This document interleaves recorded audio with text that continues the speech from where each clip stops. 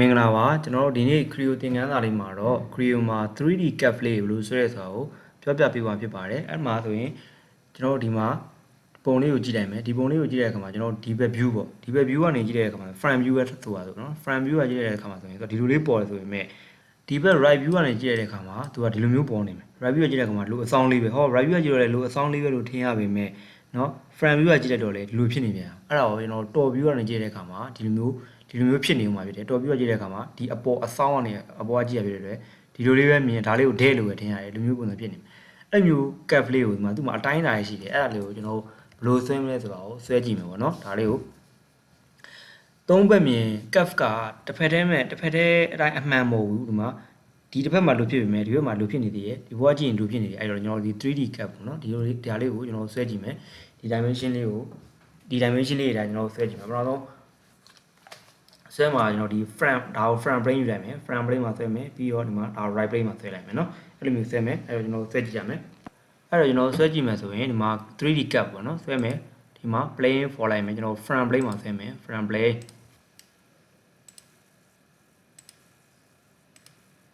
ဒါလိုအားဖြစ်မယ်ပြီးရင်ဒီမှာဒါလည်းအားဖြစ်မယ်ဒီမှာအဲ့ဒါတွေကတန်းကြံနေဖြစ်နေမယ်เนาะပြီးတော့ဒါကိုကျွန်တော်တို့အောက်ကဒီအားမြင်မြောက်ပါနေဖြစ်မယ်နော်မြင်မြောက်ပါနေဖြစ်မယ်အဲဆိုရင်ဒီမှာဒါနဲ့ဒါနဲ့ကဒီမှာတန်းညံဖြစ်ပြီးသားကျွန်တော်တို့ဒီမှာဒါနဲ့ဒါနဲ့ကိုတန်းညံဖြစ်မယ်နော်ပြီးတော့ဒီမှာဒီအောက်အကွာဝေးအဲ့အကွာဝေးကကျွန်တော်60ဖြစ်မယ်60ဖြစ်မယ်ပြီးရင်ဒီမှာဒီအပေါ်ကနေအောက်ထိအကွာဝေးကဘယ်လောက်ဖြစ်မလဲကျွန်တော်တို့150ဖြစ်မယ်ဟုတ်ပြီအဲဆိုကျွန်တော်ဒီ radius တန်ဖိုးနှစ်ခုဒီ radius တန်ဖိုးနှစ်ခုကဒါကိုတူရထားလိုက်မယ်နော်တူရဒီနှစ်ခုတူရထားလိုက်မယ် radius ကိုဒါကိုကျွန်တော်50လို့ယူရမယ်နော် radius ကို50လို့ယူရမယ်ဒါကို50ပေါ့50အဲဆိုရင်ဒီလိုပုံစံလေးဖြစ်သွားမယ်နော် radius 50အဲဆိုရင်အဲ့လိုဖြစ်သွားပြီဒီလိုပုံစံလေးပေါ့အဲ့လိုပုံစံလေးပြီးရင်ဒီမှာအဲ့ center ရှိနေတယ်အဲ့ center ရှိနေတယ်အဲ့ center ကိုကျွန်တော်တို့ဒီမှာ constraint နေနဲ့ဒီမှာလိုလုပ်လိုက်မယ်နော် okay နော်အဲ့လိုလုပ်လိုက်မယ်လုပ်လိုက်ပြီးရဆိုရင်ဒီ front plane ကသူ့ရဲ့ view ရဒီကောင်လေးကိုပြီးသွားပြီလို့ဒါကိုပြီးသွားပြီပေါ့နော်ဒါကိုပြီးသွားပြီပြီးတော့ okay လိုက်မယ်အဲ့တော့ကျွန်တော်တို့ဒီမှာ front plane က sketch လေးကိုပြီးရတဲ့အခါမှာကျွန်တော်တို့နော် right plane မှာရှိရ right side view ကကြည့်ရ plane လေးကိုဆွဲမယ်ဒါလေးကိုဆွဲမယ်အဲ့ဆိုရင်ဒါကိုဆွဲမယ်ဆိုရင် sorry ဒါကိုဆွဲမယ်အတွက်ဆိုရင် plane လေးကိုခဏဖြောက်လိုက်ပြီးတော့ကျွန်တော်ဘာလုပ်မလဲဆိုတော့ပို့ပြီးထင်ပြီးတော့ reference အနေနဲ့ဒါလေးကိုဒီ point ထိပ်လေးကိုကျွန်တော်ပေးလိုက်မယ်နော် reference ပေးလိုက်မယ်ပြီးရမှာကျွန်တော်ဒါကို normal to ပြန်လုပ်လိုက်မယ်ဒီမှာ sketch view ပြန်လုပ်လိုက်မယ်ပေါ့နော် normal to ပြန်လုပ်လိုက်မယ်လုပ်ပြီးရမှာကျွန်တော်တို့ဒါကိုဒီမှာလုပ်လိုက်မယ်ပြီးရင်ဒါ as လာမယ်နော် as လုပ်မယ်ပြီးရင်ဒီမှာလာမှာကကျွန်တော်တို့ line လာမယ်နော်အဲတန်းကျက်လည်းလို့စောင်းနေရရမှာမဖြစ်ဘူးပေးလိုက်မယ်ပြီးမှဒါကို vertical ဆိုပေးလိုက်မယ်အဲ့လိုလေးရရနော်ပြီးရင်ဒါကိုကျွန်တော်150ဖြစ်မယ်အမြင့်အောင်150ဖြစ်မယ်ပြီးရင်ဒီဝက်ဒီဘက်ကွာဝေးကျွန်တော်100ဖြစ်မယ်ဒါကကျွန်တော်တို့သူပြောလိုက်တယ်မယ်90ဖြစ်မယ်နော်အဲ့ဒါရသွားပြီ okay ပေးလိုက်မယ် okay ပေးတဲ့ကောင်ကျွန်တော်ဒီမှာ line တစ် line ရှိနေတယ်အဲ့ဒါကိုကျွန်တော်တို့ control လေးနဲ့နှိပ်မယ် control လေးနဲ့နောက်ကတော့ရွေးလိုက်မယ်ရွေးပြီးတော့ intersect ဆိုပြီးလုပ်လိုက်မယ်အဲ့ဒါဆိုရင်ကျွန်တော်တို့ဒီလို 3D cap လေးရသွားဖြစ်တယ်ဒီမှာဒါလေးကိုပြန်ကြည့်နေတယ်ဆိုတော့ sketch 1နဲ့ sketch 2ကလို့ဖြစ်တယ်နော်ဟာ sketch 1နော်ပြီးရင် sketch 2အဲ့နှစ်ခုကြားမှာကျွန်တော်ကဒါဖြစ်နေမှာဖြစ်တယ်နော်အဲ့နှစ်ခုကိုဒီဘက် view ကကြည့်ရဥစားရယ်ဒီဘက် view ကကြည့်ရကောင်ကျွန်တော်ရောလိုက်တာဖြစ်တယ်နော် intersect လုပ်လိုက်တယ်အဲ့ဒါရသွားပြီရတဲ့ကောင်ကျွန်တော်ဒါဘာလုပ်မလဲဆိုတော့ဒါအောင်နေမယ်ကျွန်တော်တို့ switch လုပ်မယ်နော် switch အမှ sketch အမှလုပ်မယ်ဆိုရင်ဒီမှာကျွန်တော်တို့ဒါကိုတစ်ခါတည်း thickness နဲ့မလုပ်ဘဲနဲ့တစ်ခါတည်းဒီမှာ sawine ကိုနှစ်ခုဆွဲလိုက်မယ်နော်နှစ်ခုဆွဲလိုက်မယ်90ရယ်သူပြောထားတယ်90 40ဖြစ်မယ်အဲ့လိုမလုပ်ဘဲနဲ့เนาะဒီမှာ okay ပေးလိုက်မယ်အဲ့လိုမလုပ်ခဲ့ဘဲနဲ့ကျွန်တော်ဒီကြားမှာ thicken ဆိုပြီးတော့ပေးလို့ရရတယ်เนาะဒါပေမဲ့ကျွန်တော်ဒီမှာတစ်ခါလေးလုပ်လိုက်တယ် okay ပေးလိုက်မယ်เนาะအဲ့ဒါဆိုရင်ဒီလိုလေးရသွားပြီဖြစ်တယ်အဲ့ဒါရသွားပြီဒီမှာ plane ကိုခဏပေါ်လိုက်မယ်ပေါ်ပြီးတော့ကျွန်တော်ဒီဘက်မှာ3မြောက်တဲ့ဥစ္စာဆွဲအောင်မယ်အဲ့လိုလေးလုပ်လိုက်မယ်ဟိုဘက်ကအပြားဆွဲမယ်เนาะ3မြောက်နဲ့အပြားကိုဆွဲမယ်3မြောက်နဲ့အပြားကိုဆွဲမယ်ဆိုရင်အဲ့တော့ဒီမှာ sawine ဒီမှာ စဝိုင်းရွယ်သားလေးကတူမယ်ဒါကလည်း horizontal ဖြစ်မယ်စဝိုင်းတူမယ်ဟုတ်ပြီအဲ့ဒါဆိုရင်တစ်ခုကို dimension ပေးရတယ်နဲ့ဒါကိုဘယ်လောက်ပေးလိုက်မလဲတစ်ခုကို dimension ပေးလိုက်မယ်15လို့ပေးရတယ်နဲ့အကုန်ဖြစ်သွားပြီဖြစ်သွားပြီးတော့ဒီဥစ္စာရဲ့အကွာအဝေးကကျွန်တော်50လို့ပြောထားတယ်50ဒီမှာဒီနှစ်ခုကကျွန်တော် symmetric ဖြစ်မယ် symmetric ကဒါရဲ့ဒီ plane ရဲ့ဒါရဲ့ symmetric ဖြစ်မယ်ပြီးရမှာဒီနှစ်ခုရဲ့အကွာအဝေးကိုသူက100လို့ပြောတယ်ဒီနှစ်ခုရဲ့အကွာအဝေး100ရပြီပြီးရင်ဒါကိုသူ25လို့ပြောထားတယ်25နော်အဲ့ဆိုရင်ဒါရသွားပြီရသွားတဲ့ကောင်ကကျွန်တော်မြင်းပြောင်းနေလိုက်ဆက်မယ်မြင်းပြောင်းနေတော့လိုက်ဆက်မယ်လိုက်ဆက်မယ်ဆက်လိုက်ပြီးတော့ကျွန်တော်ဘာရှိမလဲဆိုတော့အဲ့ဒါအောင်မှာကျွန်တော်တို့ဒီမှာ round လိုက်မယ်နော်ဒါလေးကို round လိုက်မယ်အဲ့ round ရဲ့တန်ဖိုးရတူမယ်အဲ့တော့ round တစ်ခုကိုကျွန်တော်ပေးလိုက်မယ်တန်ဖိုးဘယ်လောက်ဖြစ်မလဲ15ဆိုဖြစ်မယ် round လိုက်ပြီ round ပြီးတော့ကျွန်တော်ဒီမှာ symmetric အနေနဲ့ဒီ point ရဲ့ဒီ center ရဲ့ဒီ point ရလဲနော် symmetric ဖြစ်မယ်အဲ့မှာဒါ symmetric လေးဖြစ်သွားပြီဖြစ်သွားပြီးရင်မှာကျွန်တော်ဘာလုပ်မလဲဆိုတော့ဒီမှာနော် coincident ပေါ့နော် coincident ဒီဘိုး point လေးကဒါနဲ့သွားပြီးတူမယ်နော်အဲ့ဒါဆိုဒီမှာတူဖြစ်သွားပြီနောက်ပြီးတော့ဒီဘိုး point လေးကဒါလေးနဲ့သွားပြီးဖြစ်မယ်โอเคအဲ့ခါဆိုရင်ပြီးတော့ equal ဒီဟာနဲ့ဒါနဲ့လည်းတူရယ်နော်အဲ့ဆိုရင်အကုန်လုံးအသိမ်းမရှိတော့ဘူးနော်အသိမ်းဆိုတာကဒီမှာ width dimension မရှိတော့ width dimension မရှိတော့အကုန်လုံးအသိမ်းပြေသွားပြီအဲ့ဆိုရင်ဒါ okay လိုက်မယ် okay ပြီးတော့ဒီမှာအဲ့ဒါကိုကျွန်တော်တို့ h2 လုပ်လိုက်မယ် h2 လောက်မှာအထူဘယ်လောက်ပြင်မလဲကျွန်တော်15ပြင်မယ်15လိုက်ပြီ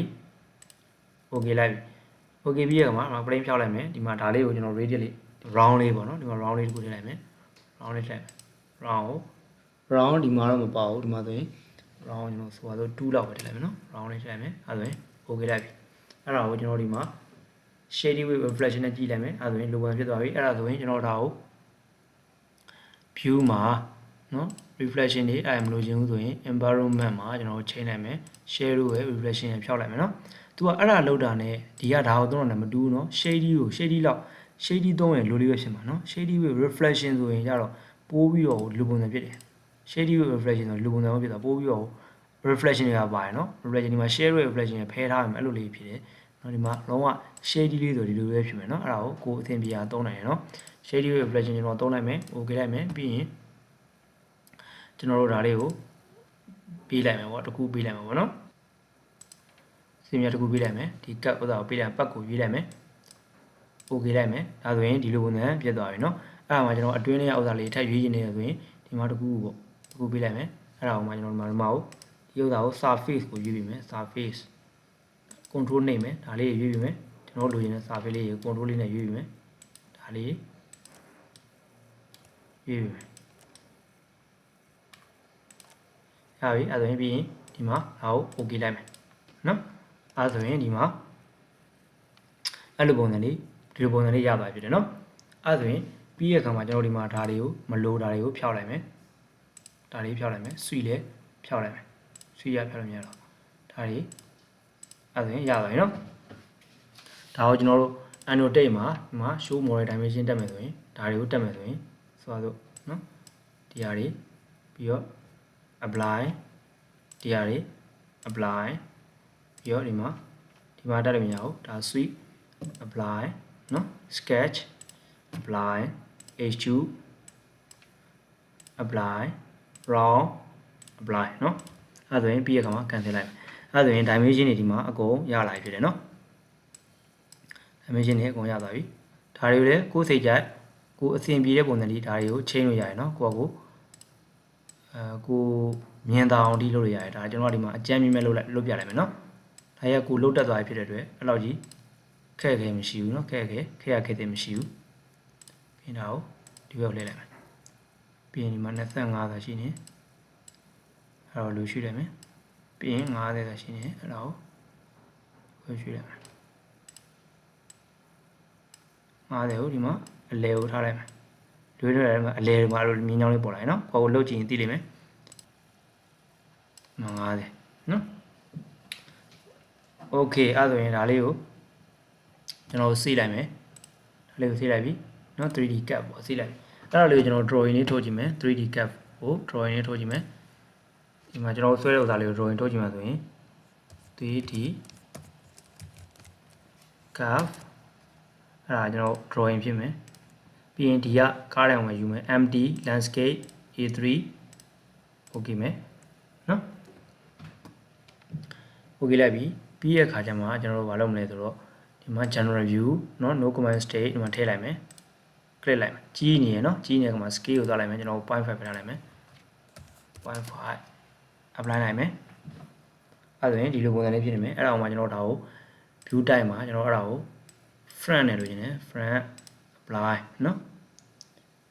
front နဲ့ရသွားပြီပြီးရင် view display ကိုကျွန်တော်တို့ header နဲ့ထားမယ်ဒါကို none နဲ့ထားမယ် apply လိုက်မယ် okay လိုက်မယ်အဲ့ဒါကိုထပ်ပြီးတော့ projection view နဲ့အပေါ်ကိုထုတ်မယ်အဲ့ဒါဆိုရင်ဒီလိုဖြစ်နေမယ်ဒီဘက်ကိုထုတ်မယ်ဒီလိုဖြစ်နေမယ်နော်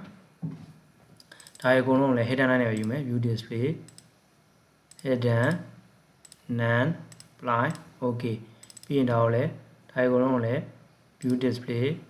environment ကို header default ကို none apply okay အဲ့လိုယူမယ်ပြီးရင် general view မှာကျွန်တော်တစ်ခုထပ်ထည့်မယ်အဲ့ဒါကို 3D view လေးနဲ့ထည့်မယ်အဲ့ဒါကို scale ကိုကျွန်တော်တို့ဒါကို 0.5 ပေါ့နော် 0.5 နဲ့ view display ကိုဒါကျွန်တော်တို့ shady width နဲ့ထားမယ် default နဲ့ပဲထားလိုက်မယ် apply okay အဲ့မှာကျွန်တော်ဒါတွေကိုတောင်းနဲ့အောင်နဲ့ရွှေ့လိုက်မယ်ပြီးရင်ဒါကိုဒီဘက်နဲ့ထားလိုက်မယ်နော်ဒါကိုအောင်နဲ့ချလိုက်မယ်အဲ့ဒီခါမှာကျွန်တော်ဒါတွေကိုဘာလုပ်မလဲဆိုတော့ annotate ပေါ့ annotate မှာ show model annotation ပြီးရခါမှာဒီမှာ data ရှိမယ် data မှာကျွန်တော်ဘာလေးပဲထည့်မလို့ဆိုတော့ဘာလေးပဲထည့်မလို့ဒါလေးပဲထည့်ဒါလေးပဲကြည့်မယ်ဒါလေးထည့်မယ်နော်အဲ့ဒါလေးပဲထည့်တော့မယ်ပြီးရင်ဒီမှာဆိုရင်ဒီနားလေးမှာဒါလေးရှိနေပြီးရင်ညာလေးမှာဒါလေးရှိနေအဲ့ဒါလေးရဒါလေးရရနော်ဒီကအတွင်းထဲကကျွန်တော်တို့ edit တွေကိုထည့်မယ်ဆိုရင်ဒီဟာတွေကရွေးပြီးလိုက်မယ်ပြီးရင်ဒါကိုရွေးပြီးမယ်ပြီးရင်ဒါကိုရွေးပြီးမယ်အဲ့ဒါဆိုရင် apply လိုက်မယ်နော်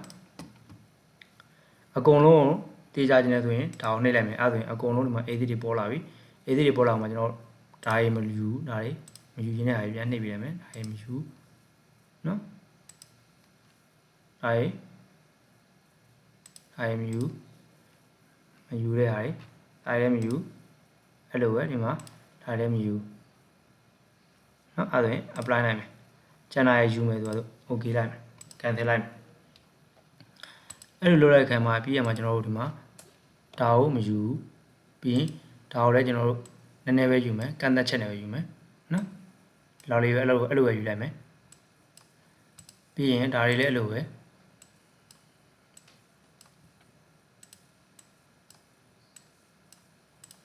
ကန့်သက်ချက်နဲ့ယူမယ်အဲ့ဒီစင်တာနဲ့လိုဝင်မယ်ဆိုတော့ကျွန်တော်ဒီမှာပဲထားလိုက်မယ်လောက်လေးပဲထားလိုက်မယ်ဒီလောက်ပဲထားလိုက်မယ်ပြီးရင်ဒီစင်တာလိုင်းကိုလည်းကျွန်တော်တို့ဒီလောက်ပဲထားလိုက်မယ်ဒီစင်တာလိုင်းကိုလည်းလောက်ပဲထားလိုက်မယ်အဲ့လောက်ပဲထားလိုက်မယ်နော်ပြီးရင်ဒါကိုလည်းအဲ့လိုပဲကျွန်တော်ဒီလောက်ရယ်ဒီအတွင်းနဲ့ပဲထားလိုက်မယ်ပြီးရင်ဒီဟာကိုမလိုဘူးနော်ဒါကိုကျွန်တော်ဖျက်လိုက်မယ်အဲ့ဒါကိုဖျက်လိုက်မယ်ပြီးရင်ဒါတွေလည်းကျွန်တော်တို့တူလိုက်မယ်